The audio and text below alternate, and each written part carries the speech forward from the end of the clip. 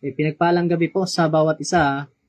Ngayong gabi po ay hayaan niyong ibahagi ko mensahe patungkol sa saan ba natin kailangan ang gabay ng Panginoon. Where do we need the Lord's guidance? Ang buhay po natin sa lupa ay parang paglalakbay. Actually, hindi parang, paglalakbay talaga ito. At sa paglalakbay, meron po tayong dulo or goal na dapat nating maabot. And of course, sa paglalakbay ay marami pong mga detour. Maraming mga nakakalitong daan. Plus pa, mga kaibigan, mga kapatid, yung mga kaaway na intentionally ay ililigaw ka, lilituhin ka, papaguring ka hanggang sa mapahamak ka or mamatay ka na hindi ka makarating sa dulo ng iyong lakbayin.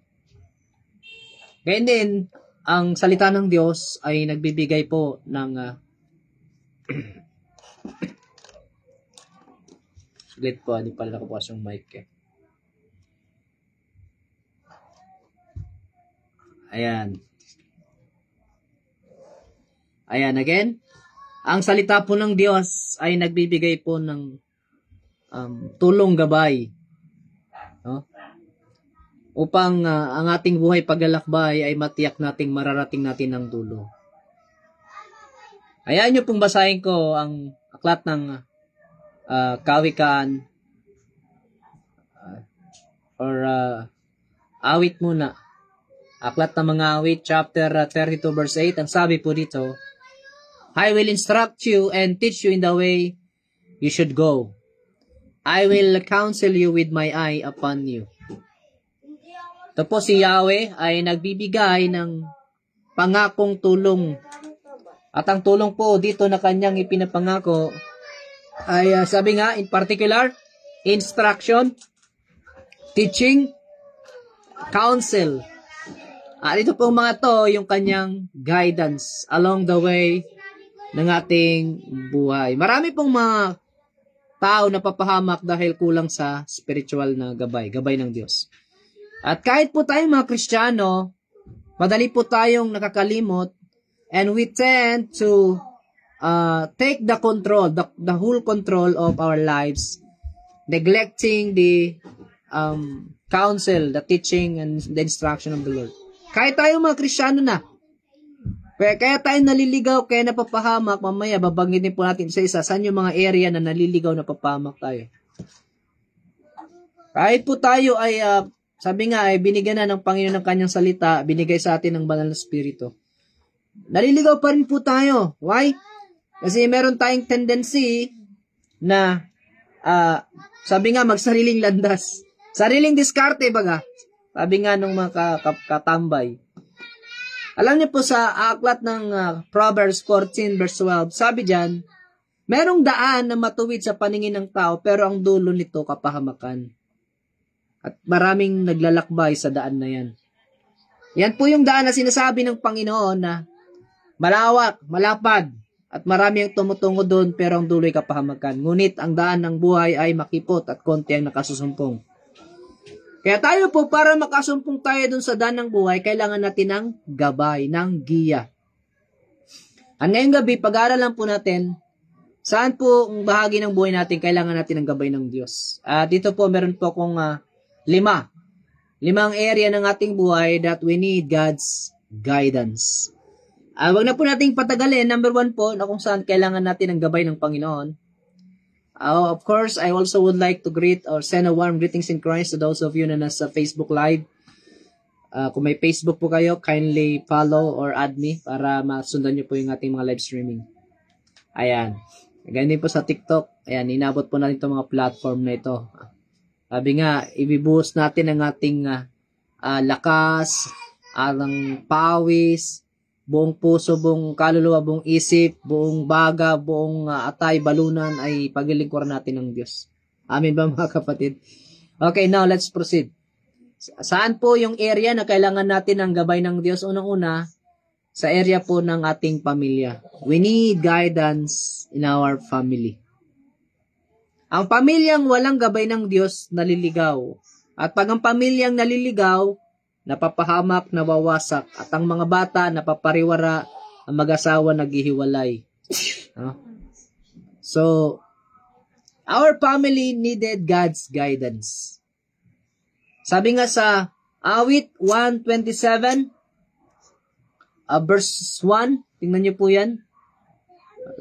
Napakalaking tulong po ng gadget, no? Mabilis na magbuklat ng Bible ngayon. Pero alam niyo po, kung tamad ka pa rin magbasa ng Bible, wala pong advantage sa yan.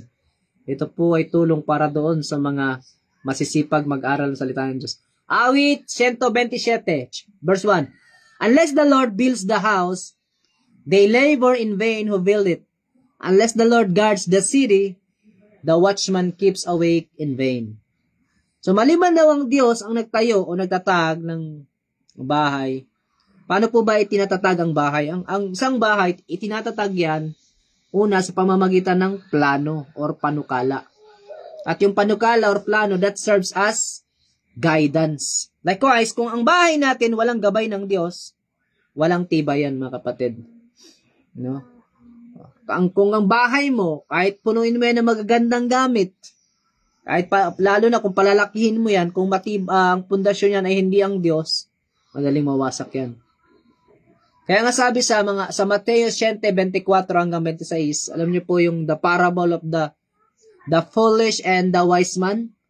Ano ang ginawa ng dalawang ito? Pareho silang nagtayo ng bahay. Ang pagkakaiba lang, yung isa nagtayo sa buhanginan, yung isa sa bato. At ano po nangyari? Dumating pareho yung alon, hangin, bagyo. Binayo yung bahay. Magkaiba yung nangyari sa resulta. Doon sa bahay, and this could be our family, nung nangyari po, dahil nasa buhangin siya, natumba, nawasak. Noong nakaraang mga baha, no, kita natin yung mga bahay na sa ilog, na sa dagat, nagtutumbahan. Yung isang ilagay sa bato, matibay na pundasyon, ay nanatili. Gayon din ang ating pamilya, mga kapatid. Kung yan po ay may gabay ng Diyos, may salita ng Diyos, merong Bible study, yung mag-asawa nagba-Bible study, yung mga anak nag-aaral salita ng Diyos, matibay yan, kapatid. Hindi yan kayang wasakin ng kagipitan sa pera. Hindi yan kayang pabagsakin ng bisyo. Hindi yan kayang, yung mga anak natin, hindi yan kayang iligaw ng mga masamang barkada o masamang bisyo. Because the Lord, the Word of God, will always protect them from the enemy. No wonder Jesus said, man should not live by bread alone, but by every word that comes out from the mouth of God. Hindi po pwede, mga kapatid, na inuuna lang natin o priority natin, pakainin lang ng material na pagkain, tinapay ng mundong ito ang ating mga anak nang wala namang salita ng Diyos. Mapapahamak pa rin po sila. Kahit pa, sabi nga, pasarapin natin ang pagkain nila. No? So, we have to make it our decision, gawin natin talaga intentionally na ang ating pamilya magabayan ng Diyos sa pamamagitan ng kanyang salita. Amen po. Acts 16:31, sabi ni Pablo sa isang Philippian jailer, believe in the Lord Jesus Christ and you will be saved, you and your family. No?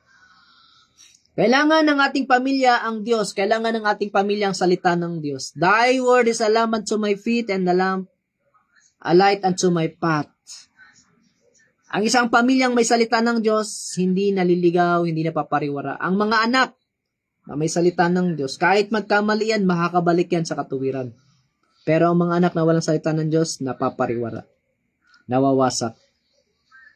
Alam niyo po, ang problema ng ating bansa, ng ating komunidad, is not really the poverty, nor the lack of money, but ang problema is yung kakulangan sa salita ng Diyos. Gayon din sa mag-asawa. Ang nagiging dahilan kung bakit rumurupok ang pagsasama, nagiging malamig at nagkakaroon ng third party, fourth party, puro party na lang dahil walang salita ng Diyos yung mag-asawa. Pag meron kayong parehong salita ng Diyos, yung salita na yan ang magbabantay sa ating puso upang di tayo magkasala sa Diyos. Amen ba? Yes, you take a look at Psalms 119 verses 8 to 10. Paliliguan ko po kayo ng talata dito. Isulat nyo po yung maalala nyo magrema. That's for you. Sabi doon, how can a young man keep his way pure? By the Word of God. By the Word of God. Now, we need the Word of God in our family. Our family needs the Word of God. Hallelujah. Kaya mga kapatid, gawin po natin na gawin po nating priority lagi ang salita ng Diyos sa ating buhay. Kapag wala ka yan, talo ka. Talo pamilya mo. Alam niyo po, praise the Lord, yung mga anak ko ay puro sila may honor. Yung isa ay champion siya sa journalism, yung elementary, yung high school with honor, yung isa naman with high honor, pambihira. Praise the Lord talaga. Pero alam niyo po, sabi ko, puri natin ang Diyos dyan sa mga, ano na yan, mga titulo na yan. Pero huwag niyong kalimutan pa rin ang salita ng Diyos. I would be grateful and happy po I am grateful and happy sa nakamit nyo, but I will be more grateful and happy kung mas magpapakalalim pa kayo, kasi kasama naman po namin sila sa prayer meeting lagi. At mag-aaral sa salita ng Diyos. In fact, isa sa kanila nag-share na ng Word of God sa Facebook. Kaya ito po, no, our family need God's guidance.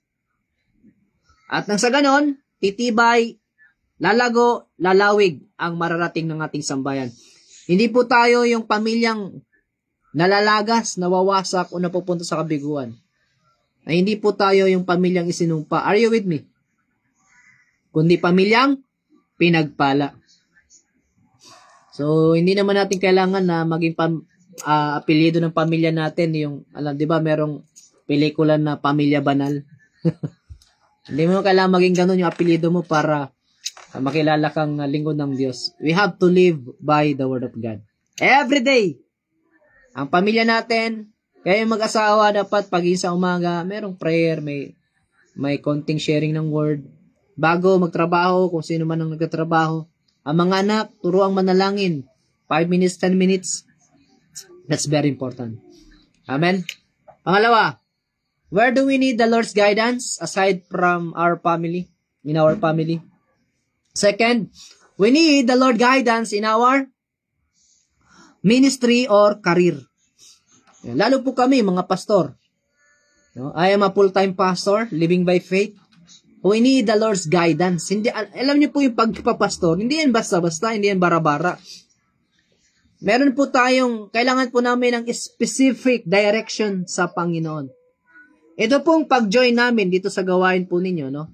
Hindi po ito yung bara-bara lang. Ito po ay pinahayag ng Panginoon bago nangyari. Hindi, may mga pastor kasi na walang ingat sa ministry. Sige. Bahala na gang. Parang ganun. Sputnik. Parang fraternity lang, no?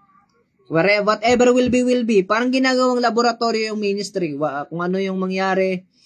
Parang, di ba, sa laboratory may trial and error. Pero bago mo makuha yung eksaktong formula ng tinitimpla mo, ang dami mo ng error. Hindi po ganun ang ministry. Sa ministry po, kailangan natin ng guidance ng Panginoon. Kaya nga, sa Ephesians 4:11, ipinahayag na ng Panginoon na sa church, ang Diyos naglagay ng apostol, propeta, guro, ebanghilista at pastor. Kailangan makita natin alin tayo doon. Si Apostol Pablo, siya ay apostol, hindi po siya pastor. Hindi rin siya propeta. Si Pedro, ganun din po. Si Philip, isa siyang ebanghilista. Si Timoteo, isa siyang ebanghilista. So, kailangan matukoy natin ano yung ministeryong ibinigay ng Diyos sa atin. Okay, pastor, paano yan? Hindi ako sa pulpit. Okay, maring may career ka. Yung career mo, yan yung trabaho mo. Kung atleta ka, yun. Pero the point, even dyan sa career na yan, kailangan mo ng gabay ng Diyos. In particular, saan ko kailangan yung gabay? Anong gabay yun, pastor? Okay, ito po. Sa ministry or sa career, kailangan natin yung gabay ng Diyos kung unang-una saan tayo pupunta. Ayan. Sabi ko nga po, ang paglilingkod sa Diyos, or not me, but the Bible teaches us that serving the Lord in the ministry requires understanding of your specific area of mission. Nangangailangan po ito ng tamang pagkaunawa kung saan ka talaga pinapapunta ng Diyos. No, meron tayong tinatawag na time of exploration. Sa exploration, pwedeng salihan mo lahat ng ministry. You know, when I was a young people in the church, I attended different Bible studies. Umattend ako sa young people, sa young adult, sa men, sa women, sa children. Grabe, ganaw kauhaw. But then again, the Lord remind me to focus ka lang sa youth, young adult, at men. Diyan ka lang. Kailangan meron tayong specific kasi sabi nga, kung agila ka, mag-aral kang lumipad, huwag lumangoy. Kung kabayo ka, mag-aral kang tumakbo, hindi lumipad. That is wisdom. Likewise, sa ministry, dapat alam mo, ano ka ba? Guro ka ba? Pastor ka ba? Pumunta ka doon. Kung hindi naman, saan ka ba? Businessman ka ba? Sa bukid ka ba? Sa dagat ka? We need the Lord's guidance. You know, Jonah was commanded to go to Nineveh, and yet, what he had done? Ang problema niya, saan siya nagpunta? Sa Tarsis. Tama, mali? Mali. Dahil mali yung desisyon o lugar, destinasyon ni Jonah, ano nangyari? Siya ay binagyo. Kaya yung buhay natin binabagyo kasi nasa maling direction tayo. Although not at all times, kasi yung mga disciple din naman ng Panginoong Yesus, binagyo kahit kasama nilang Panginoon, nasa tamang direction sila as a form of testing. Pero may mga bagyo talaga na resulta yan ng pagkaligaw natin, that the Lord is using that storm or difficulties in life to teach us a lesson, telling you you're in the wrong way, so repent. Go back. Ano po yun eh. Sabi ng repent, bumalik ka. So, yan yung unang kailangan nating, yan yung unang gabay na kailangan nating mahanap sa Diyos. Saang lugar ka magbi-ministry, o magtatrabaho, o saan ka titira. Pangalawang tanong, or guidance, sino yung isasama mo sa ministry mo, sa career mo? In Genesis chapter 8, verse 16, si Noah, he was directed to bring with him his entire family. Kaya nga, 8 lang ang nakapasok sa daong. Si Abraham, he was directed to bring with him Sarah and Lot. That's in Genesis 12, verse 4. Bakit? Kasi yun lang ang nakikita ng Diyos na may pananampalataya. Kadalasan, ang mga taong ginagamit ng Diyos, nagiging pangunahin. So, in our ministry, you have to, of course, need God's guidance, in particular, sa specific place, saan ka maglilingkod. Kung magtatrabaho ka, saan ka dapat magtrabaho. Hindi po pwedeng, alam niyo po, problema ng iba, ito, aminin po natin, no? Like sa mga nagtatrabaho. Ano yung basihan natin ng pagpipilian natin ng trabaho? Kadalasan, di ba, ang ginagawa nating basihan yung sweldo. Doon ako, mas malaki ang sweldo. That kind of basis is actually rooted from our mentality, human mentality. To me, that is wrong. Hindi dapat pera ang nagiging batayan natin sa mga decision making, lalo na sa pagpili ng trabaho. Dapat ang batayan natin, salita pa rin ng Diyos. Lord, saan ba ako? Anong trabaho ang ilalaan mo sa akin? I remember, bagong Kristiyano pa lang ako noon, I attended yung camp dito sa Iba, Zambales. According to them, may 5 batch kami noon, pang 5 yata kami, and merong 700 young people na umattend. So, nung last evening nung camp, I was blessed in that camp, youth camp. Nag-testify ako, no? At sabi ko, sarap sa pakiramdam, and I felt na talagang the Lord want me to believe Him. Maniwala lamang sa Kanya. Kaya sabi ko doon, sa Diyos lang tayo kakapit. Nung nagpapatotoo ko noon, pagbaba ko, may 2 lumapit sa akin, yung isang kasama kong babae, sabi niya, you know, nung nagpapatotoo ka sa taas, may nakita kong kulay puting halo sa ulo mo. No? And then, yung isa naman, galing sa ibang church, sabi niya, brother, praise God, na-bless ako dun sa testimony mo. Tapos pinaliwanag niya paano siya na-bless. Dun sa salitang binitawan mo na sa Diyos lang tayo kakapit. Kasi actually, I am praying for the Lord sa direction saan ako pupunta. Meron akong apply sa Japan at doon ay ako inibitahan na sumali sa isang banda at malaki ang sahod. That time, that was I think 2007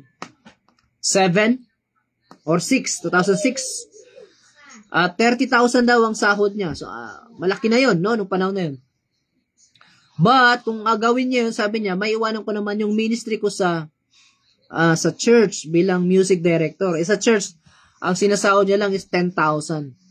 So, this man was, alam niyo po yun, he was in the middle of choosing between 30,000 and 10,000.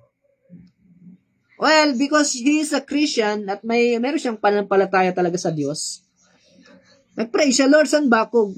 Sa isip ko, gusto ko doon ako sa 30,000 kasi, of course, ang laki ng advantage niyan, laking benefits. And malaki rin yung financial na may tutulong ko sa church. Pero ano ba yung gusto mo?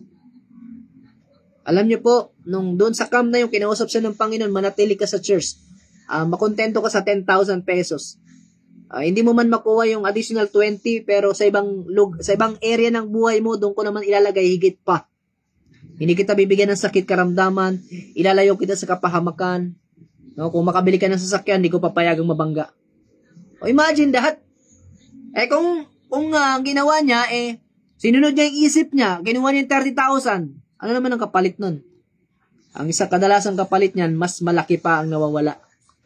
Yung protection ng Diyos, gabay ng Diyos. Why? Kasi if we will choose the wrong direction to go to a wrong place, hindi tayo masasamahan ng Diyos. Katulad kay Jonah. Si Jonah, prophet na nga po yun, mga kapatid. Magmamatigas pa ba tayo? So, in our ministry, in our career, we need God's guidance. Where to go? Kahit sila Pablo, Acts 16, verses 6 to 7, papasok dapat sila sa Asia, sa Mysia. Pinigilan sila ng Holy Spirit.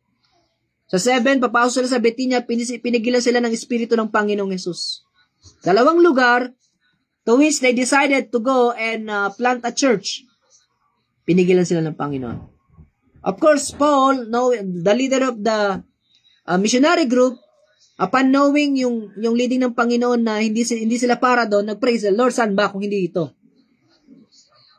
Then suddenly sa prayer nila, merong vision yung, I believe, si Silas ang nakakita nun, bagamat hindi binanggit ang pangalan because Silas was a prophet. Sa vision, may nakitang tao at sumisigaw, sabi niya, tulungan nyo kami dito sa Macedonia. And then pinag-usapan nila yon and they concluded na, this is God's direction. Sa Macedonia tayo. At dahil doon, ano nangyari? Yun na, nangyari na yung sa Philippian. Diba, nagpalaya sila ng demonyo sa babaeng humuhula. At dahil dyan, nagalit yung mga Panginoon noon dahil nawala sila ng pera. And then, nakulong sila Pablo dahil doon. Pero doon sa kulungan, nandun yung Philippian jailer that we believe. Kasi sabi doon sa 16:31, believe in the Lord Jesus Christ and you will be saved. Sa 32, dinala ng Philippian jailer si Pablo at si Silas doon sa kanyang tahanan. At nangaral si Pablo doon, nabautismuhan yung buong sambahayan. Imagine that. Because Paul and his companion followed the Lord's direction, nagkaroon ng bunga yung kanilang misyon. You know how many mission and missionaries were being fruitless in their work simply because of not following the Lord's direction? Marami po. Kaya yung mga namamatay ng maaga, isa sa mga consequence po yan ng hindi pagsunod sa Diyos. Kaya, mag-ingat po tayo. We always have to seek the Lord's counsel, teaching, the Lord's guidance sa atin pong ministry or career, trabaho. So, ganun din po, no? Sa pagpili ng mga taong sasamahan. Sa ministry din po kami, dapat maging doble ingat kami mga pastor. Hindi po pwedeng dahil may imbitasyon, sama kami ng sama. Mali po yun. Kailangan matiyak namin, yung sasamahan namin, sinasamahan ng Diyos. And these two, what I will going to share with you. Make sure, yung pastor, leader, na sinasamahan mo, sinasamahan ng Diyos. Hindi lang puro claim na sa akin ng Diyos, sa akin ng Espiritu ng Diyos. Tapos yung kanamang ginagawa ay mali. Even yung pagsama sa mga tao. Remember King Josaphat? He was a faithful king of Judah. And yet, nakipag-compromise siya, nagkaroon siya ng partnership with Ahab. Si King Ahab, backslider na yun dahil kay Jezebel. So, si King Ahab, nakipag-partner kay Jehoshaphat na digmain yung Ramoth Galayad, bawiin. So si Jehoshaphat, pamonsulta naman sila, no, sa Panginoon. Ang ginamit nung si Mikaya. Pero ang message ng Panginoon, matatalo kayo sa digmaan. Kaya lang, dahil nakapag-compromise na si Jehoshaphat, hindi siya umatras doon sa digmaan, tumuloy sila, at ayun, natalo nga sila. Pag-uwi niya ng Judah, si Ahab namatay. Pag-uwi ng Judah, pinagsabihan siya ni Propeta Hanani, anong nangyari sa iyo at sinamahan mo yung, anong tawag ng Diyos kay Ahab? Si Ahab at that time, siya yung hari ng Israel, sa Northern Kingdom. Southern naman si Jehoshaphat. Anong nangyari sa iyo at sinamahan mo ang kaaway ng Diyos? Imagine. Merong mga so-called leaders in the church na because of stubbornness, because of being rebellious, prideful, arrogant, they became an enemy to God. Imagine that. In knowing this, mga kapatid, this will going to give us the knowledge na you have to pray really. For example, if some of you are looking for the church, sabi nga, huwag kayong maghanap ng church na malapit sa trabaho nyo dahil gusto nyo na makatipid sa pamasahe o malapit sa bahay nyo para walking distance lang. Humanap kayo ng church na malapit sa Diyos. Kahit nagasusan nyo yung pamasahe nyo, you have to. Si King David nga, sabi niya, hindi ako magalit sa Diyos nang walang halaga sa akin. Huwag tayong kuripot pagdating sa Diyos. Kung kinakailangang mamasahe ka, gumising ka ng umaga, do it. Anong gamit? Anong saysay nung, bakit pa ako lalayo? Meron naman dito, dyan sa kapitbahay. May punto ka dyan, pero, yan bang, pastor dyan, yung aral ba nila ay tama? Matuwid? Baka yung pastor dyan, hindi talaga tunay na pastor, kundi bulaan. Baka yung doktrina nila hindi patungkol sa tunay na gospel. Baka ang Panginoong Hesus sa kanila tagapagligtas na tao lang. Sa ibang sekta, siya ay anghel. Ang pinapakilala sa kanya ng Diyos, siya ay anak ng Diyos sa Biblia, siya ay anak ng Diyos. Sa Philippians chapter 2, verses 9 to 11, sumasamba ang mga anghel sa kanya or pinasamba. Ang mga anghel, hindi po yan sumasamba sa tao. Hindi rin sila sumasamba sa kapwa-anghel. Ano gayon ang Panginoong Yesus? Diyos, malinaw, mga kapatid. Yung katwiran ng iba, di ba, pinauinutos lang ng Diyos na sambahin. Kahit pa, regardless, ang batas ay, ang Diyos lang ang dapat sambahin. In fact, yung sinasabi doon na lahat ng luhod ay luluhod, lahat ng labi magsasabi, sa langit, sa lupa, at ilan ng lupa, siya ang Panginoon. Ibig sabihin lang noon, na ito sa kalululahatin ng Ama, na ang Ama ay sumasang-ayon sa katotohanan na ang anak ay karapat-dapat sambahin dahil siya ay Diyos, dahil Diyos lamang ang dapat sambahin. You see? Kaya kailangan natin ng guidance sa Panginoon dito, mga kapatid. Then, again, mga taong sasamahan, be very careful. Pangatlo, where do we need the Lord's guidance in our lives? Which particular area of our lives, kailangan natin yung guidance, aside from family, ministry. Pangatlo, sa relationship or marriage. Supposing meron dito mga single na gusto maging double. Tama po yan, magpapasko na. Even sa partnership ng marriage, kailangan natin ng gabay ng Diyos. Kasi baka mamaya, Lord, I pray, kahit na Kristiyano po, yung ibigay mo sa akin, baliktad. I pray, Lord, na kahit sexy at matangkad at porselanang kutis na babaeng ibigay mo, basta Kristiyano. Parang dun pa lang sa requirements ng una, alam mo na no? Tandaan po natin, ang marriage, the purpose of marriage is not to gratify the desires of the flesh, but to honor God. Merong iba nag-aasawa dahil para lamang sumiping, mali pong intention yan.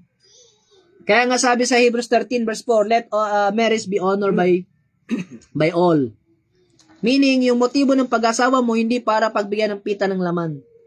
And remember, napakahalaga ng pagpili ng tamang tao. Dahil partnership yan, sabi nga tingnan nyo po ito si yung sa Pirates of Caribbean, di ba? Nagkaroon sila ng kaso yung asawa niya. Anong sabi niya? Be careful whom you will marry because you will be with that person forever, and if that is a wrong person, that will gonna be a huge mistake. Kapag mag-ingat daw tayo sa sino asawahin natin, and this is for the single, kung may asawa ka na, then manatili ka na dyan. Ayusin na lang po kung may gusot. Sa mga single, sabi dyan, no, mag-ingat ka sa pagpili kasi forever yan eh. Eh kapag maling tao na punta sa'yo, matagal ka magsasuffer dyan. Si Ahab, hindi siya naging maingat. Inasawa niya si Jezebel, and because of that, si Jezebel ay isang mangkukulam, isang satanista. Imagine, lingkod ng Diyos, nag-asawa ng satanista. Ano nangyari sa Israel? Napahamak. Ano nangyari sa Israel? Sila po ay naging idolatrous. Sumamba kay Baal. Likewise, mag-ingat po tayo. Lalo na kung alam mo ikaw, may panawagan ka maglingkod sa Diyos, magpastor. You have to be very careful. Kasi sabi nga ng mga matatanda natin, ang pag-aasawa, hindi yan parang kanin na pag mainit, isubo mo, mainit, napasok ka, iluluwa mo, hindi po. Hindi mo yan basta-basta may iluluwa. Kaya be careful. So, sa partnership or relationship, kailangan tama yung partner mo, God's will. Diba si Isaac, sabi ni Abraham kay Eliezer, ihanap mo na ng mapapangasawa yung anak ko. Huwag kang kukuha ng babae dito sa mga taga-Kanaan. Doon ka pumunta sa doon sa kay Laban. No? Alam niyo po yun yung mga relatives ni Abraham. At doon niya nakuha si Rebecca. Okay po, so dapat mahanap natin yung Rebecca. O yung kayo mga babae, dapat mahanap niyo yung Isaac niyo. Hindi pwedeng, saka na ako magpe-pray kasi may natipuhan na ako. Nalala ko yung isang kabataan noon, nagpe-pray siya kuno sa God's will. Lord, gusto ko na pong makita yung gusto mong mapangasawa ko in the future. Meron po akong napupusuan, Panginoon. Ito, binanggit niya pa yung pangalan. Ito po, si Facundo. Facundo.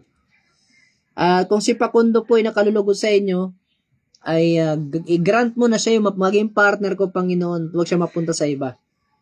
At kung hindi naman po siya ang nais mo sa buhay ko, Panginoon, please lang, Lord, sana siya na nga. May mga ganyan tayong attitude, makulit. Gusto nating ipilit yung sarili natin without you knowing na, kaya nga sabi ng Proverbs 3:5-6, do not trust in your own understanding. Do not lean on it. But seek the counsel of God. Acknowledge the Lord in all your ways. Proverbs 3:6. So sa paghanap ng partner, ng spouse, you have to consult the Lord. Ito ba yung tamang lalaki, Lord? Ito ba yung tamang babae? Ganon din sa paghanap ng Bible study leader or mentor, yung mga nasa ministry. We'll have to look for the right person. Huwag po kayong kumuha ng Pariseo, ng Ahab, ng Alexander Spirit, no? Hymenaeus, Peletos, yung mga kalaban ni Pablo. Pag kayong kukuha ng mga bulaan, o pwedeng tama yung doktrina niya, how about the attitude? Ayan. So pray. No? Mag-pray po tayo. Ganon din sa alam niyo po kaming mga pastor, meron din kaming partnership in the ministry. Meaning, may mga pastor na kung saan nakikitandem din kami, no? Si Billy Graham, meron niyang mga pastor na na tumulong sa kanya sa ministry para ihanda yung stage, tulungan siya sa kanyang evangelistic crusade. Meron niyang partnership, mga kapatid, may mga movement. We have to be very careful to look for the right partnership in the ministry. Likewise, even in the business ministry. Kailangan tamang tao po yung ating sasamahan sa business. Kasi pag sinamahan mo ay taong hindi pagpapalain ng Diyos, madadamay ka dyan. Pag ang sasamahan mo, kaya nga sabi sa 1 Corinthians 15:33, evil company corrupt good habits. Kapag ang partner mo sa ministry, partner mo sa marriage, partner mo sa business, partner mo sa paghayo, hindi kalooban ng Diyos, hindi sinasamahan ng Diyos, wow, you got the wrong person, you are in trouble. Then, if that's the case, as early as you can, as soon as possible, mag-withdraw ka na dyan. Paalam ka na. Opo, kasi hindi ka pwedeng magpatuloy sa isang na makisama sa isang taong ibang pananaw sa paglilingkod sa Diyos. Are you with me? Ngayon nga, meron kaming kasama sa Bigod na medyo magulo, walang focus. Sabi ko sa isang kapatid natin, wag muna tayong mag-operate ngayong gabi sa ministry. Ayusin natin kasi hindi nakakalugod sa Diyos yung ganyang gawaing bara-bara, walang focus. Wala tayong mararating, magpapagod lang tayo dyan. Sa paglilingkod, kailangan may wisdom eh. So, ganun po, no? You choose the right partner, you ask the Lord, you pray for it. You pray for it. Then, ano pa? You ask the Lord for the right supporter. Ang Panginoong Yesus, meron ding mga supporter sa ministry niya. Basahin po natin. Kasi, Luke chapter 8. Tingnan po natin, mga kapatid.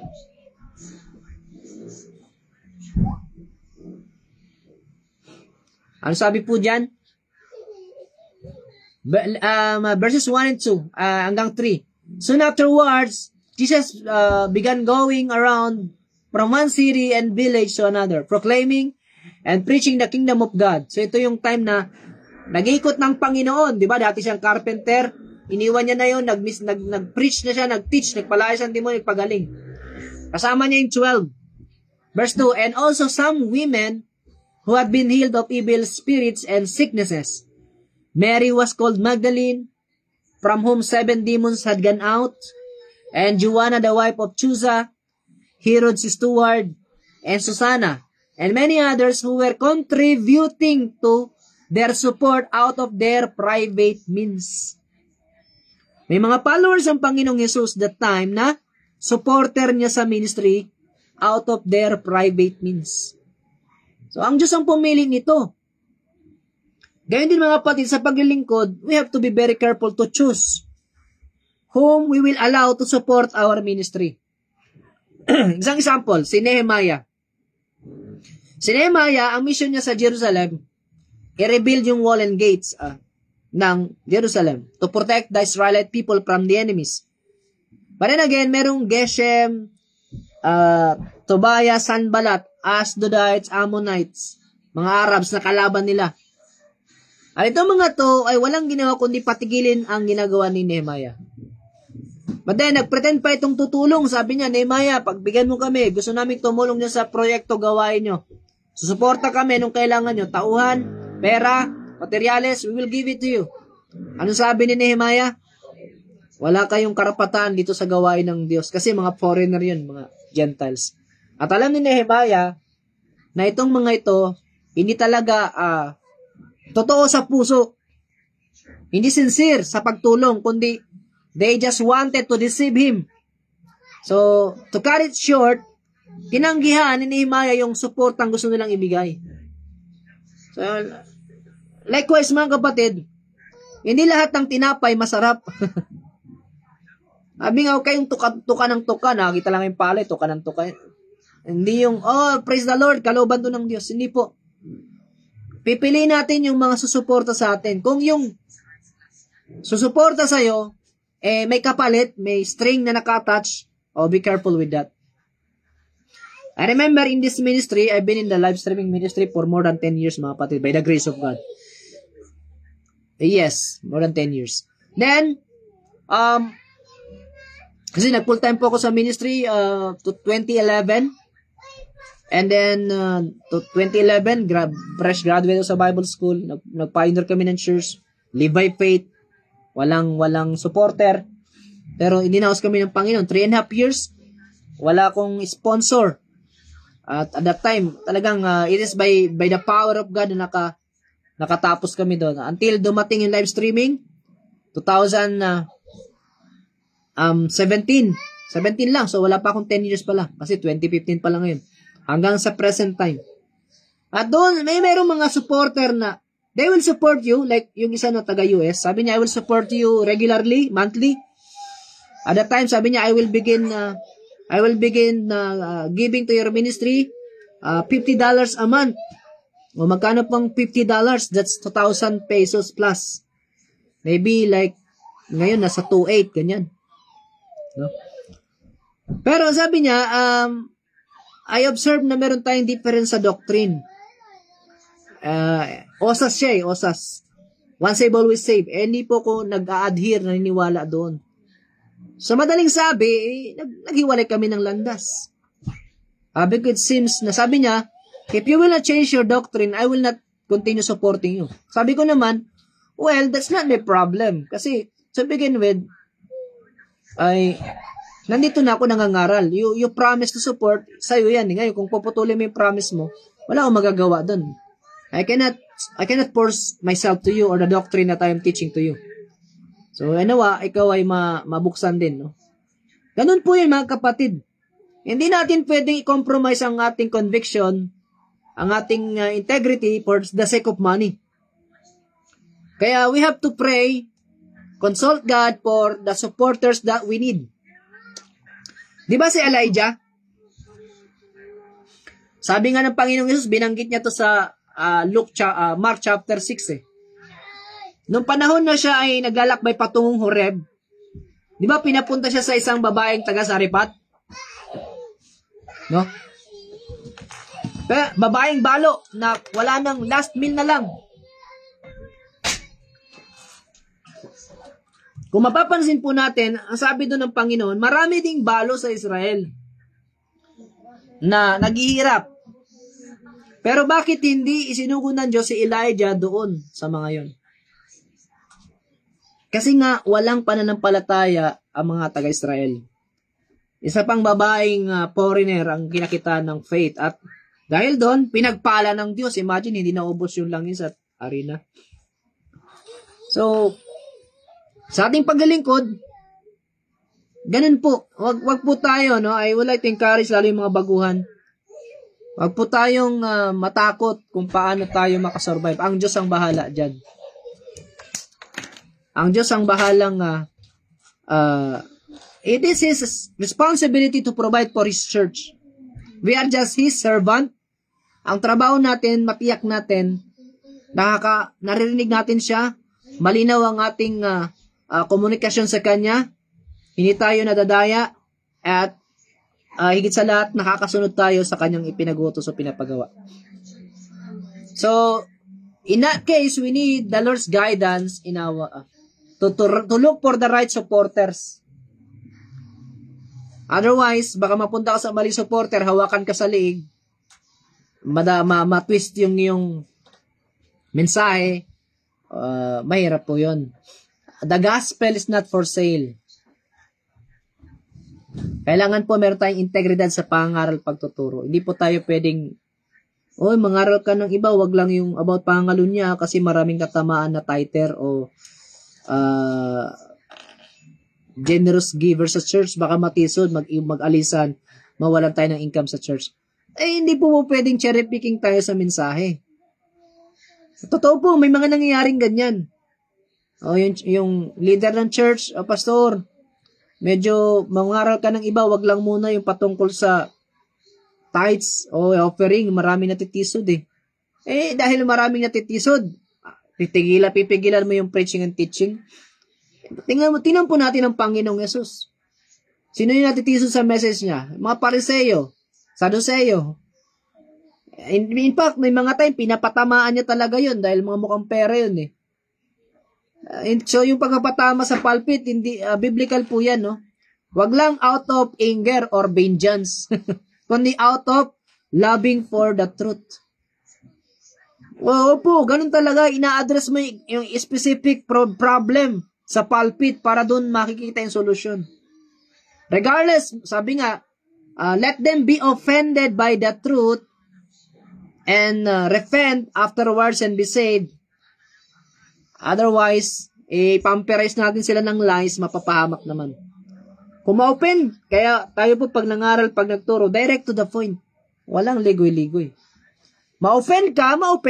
Truth ito kanina, sa Star Maker, meron akong pastora na talagang directly sa PR, no? Kasi ito, kinausap ko na to, hindi nagsisi. Slanderer, gossiper. Tapos minamanipulate niya yung mga kausap niya, binabaliktad niya na hindi ganito raw ang ginawa niya, hindi naman totoo. Sabi ko, sinungaling ka eh.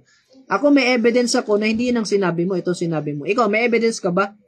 Wala siyang may pakitang evidence. Talagang hayagan, sinabihan ko po siya. Dapat, nagsisisi ka kasi lingkod ka ng Diyos, paano mo magagawang magsinungaling? Manira ng kapwa mo Kristyano o pastor. So, ganun po mga kapatid, no? Kaya kawawa yung mga sumusunod doon sa pastoran na yun. Kaya sabi ng Panginoong Yesus, kapag bulag ang nag-akay sa kapwa bulag, ano mangyayari? Kapwa sila mahulog sa hukay ng kapahamakan. Oh. Kaya kailangan, dito muna tayo sa truth. Na, kanina nandoon yung isang member niya, nasaktan siguro kasi in-expose ko yung leader niya. Sabi niya, dapat, di ba, forgiveness, dapat nagkakayos. So, pati siya, pinagsabihan ko. Sabi ko, alam mo na pala yung usapin na ito eh. Kinonfirm mo ba kung totoo yung kanyang akusasyon ko sa kanya na siya chismosa at slanderer? Bakit hindi mo ko kinausap para mapatunayan ko sa'yo? So, pati siya, no, nagiging guilty doon na tinotolerate nila yung kamalian ng leader nila dahil leader. Hindi po tayo obliged na sumunod sa isang leader na namamali ng landas.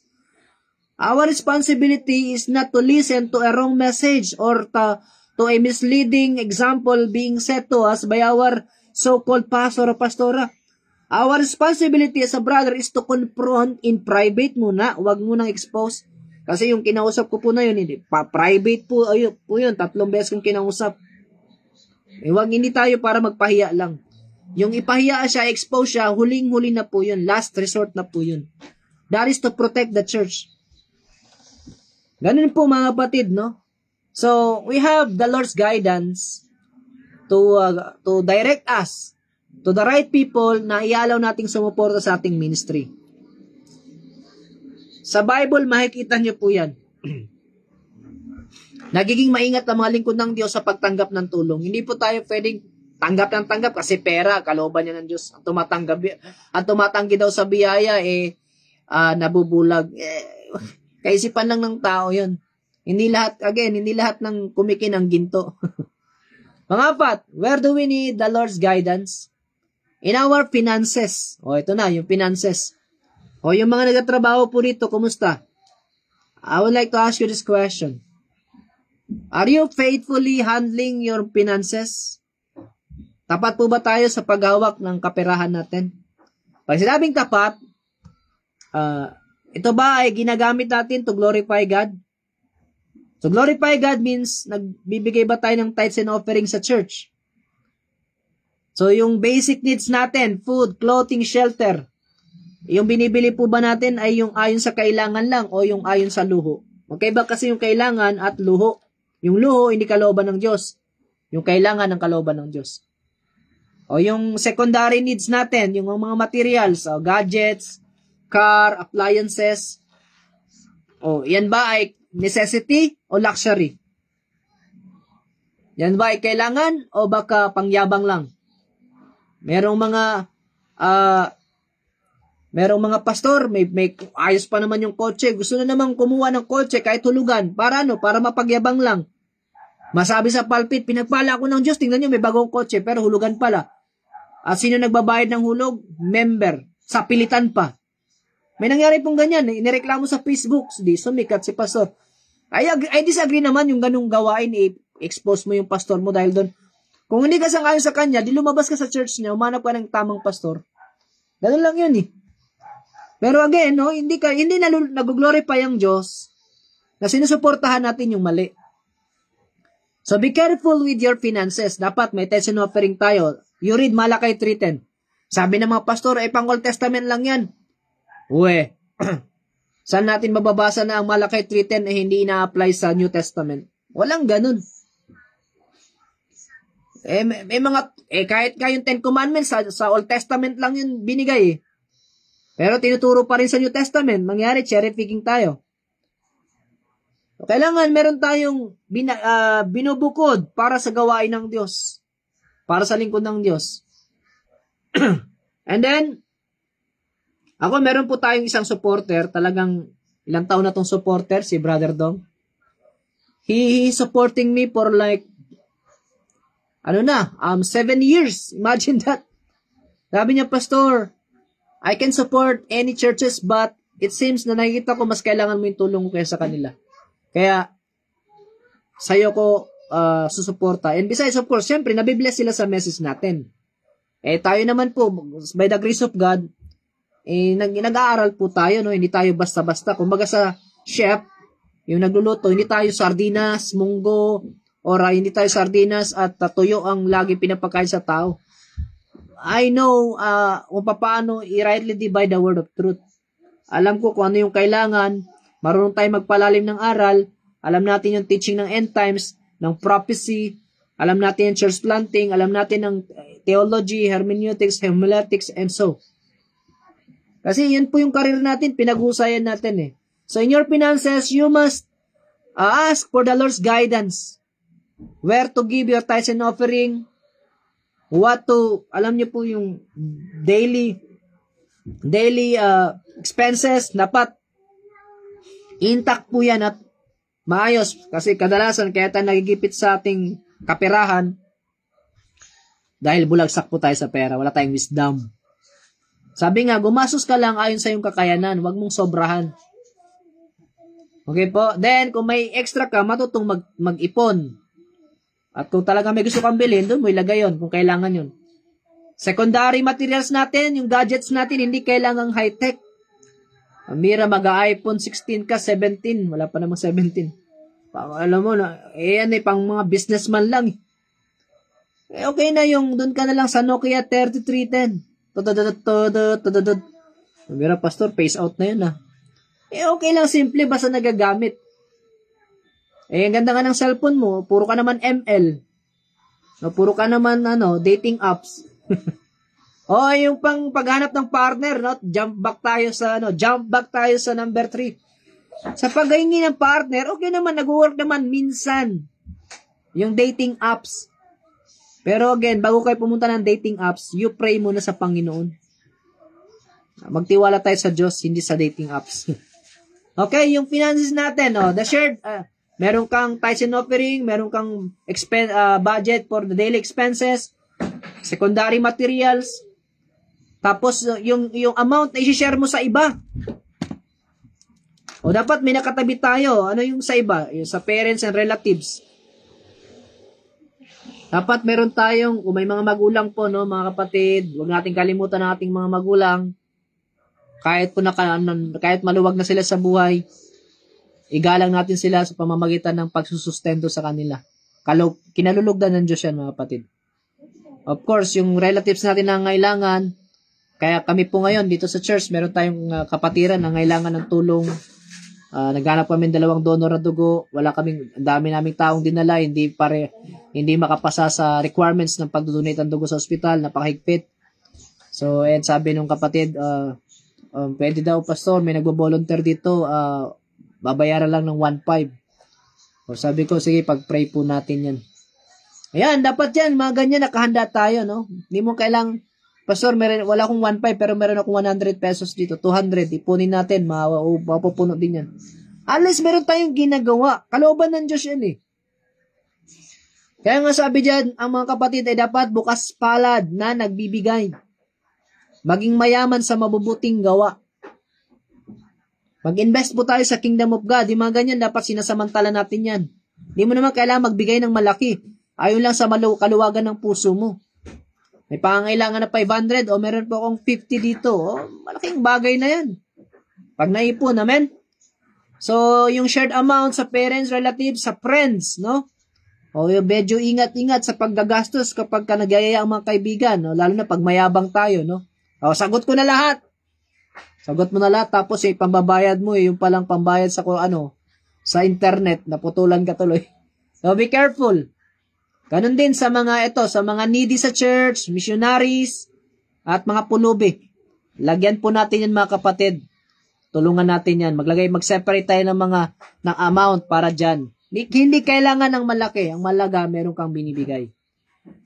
So, pray for wisdom sa iyong finances. Lastly, we need the Lord's guidance in the places we should go. Sinabi ko na po kanina, kahit sa ministry, dapat may gabay tayo ng Diyos, saan dapat pumunta. Pag sinabi ng Diyos, Ninibe tayo ni Tarsis. Pag sinabi ng Panginoong Kanaan tayo, huwag kang punta ng Egypt. Si Abraham, sa Genesis 12, pinapunta siya ng Kanaan, and then bumaba siya ng Egypt dahil nagkaroon ng famine, bumalik uli siya ng Kanaan. Kasi doon siya pinapupunta eh. Hindi siya pwede pumunta ng ibang lugar. Otherwise, pag napunta ka sa maling lugar, you will be in trouble. So, place of living, saan dapat tumira? Kami palipat-lipat, at yung paglipat-lipat namin mga kapatid ay direction ito ng Panginoon. So, even you might be traveling from one place to another temporarily up to na dumating ka sa kalagayan na permanent.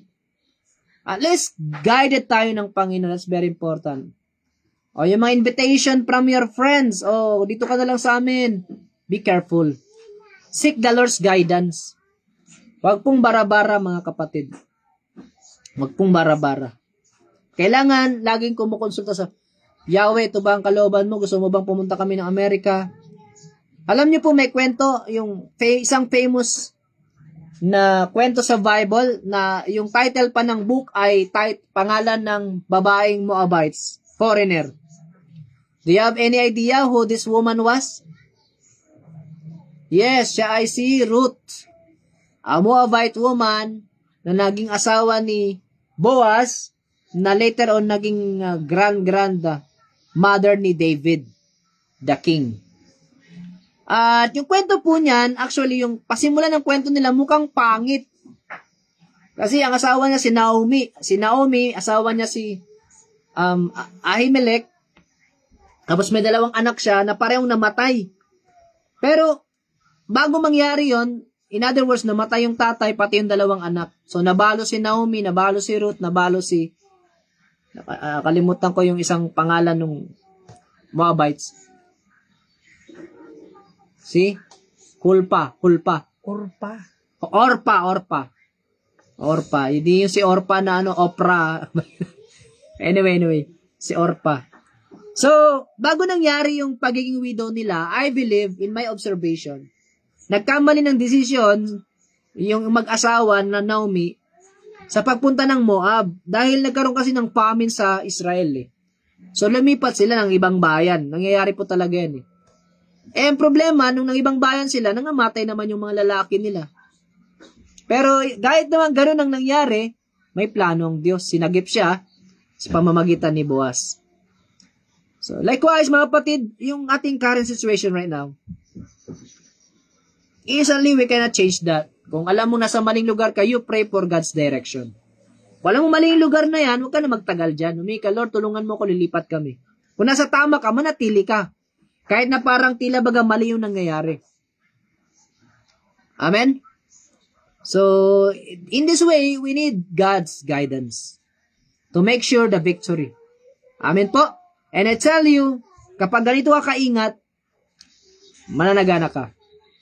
Hindi ka lulubog sa kahirapan, makakatulong ka pa sa marami. Pagpapalain ka ng Diyos, pagpapalain mong Diyos. Yun lang po, to God be all the glory. Nawa ay may kinapulutan po natin to ng aral. Sa Diyos po ang papuri. Shalom.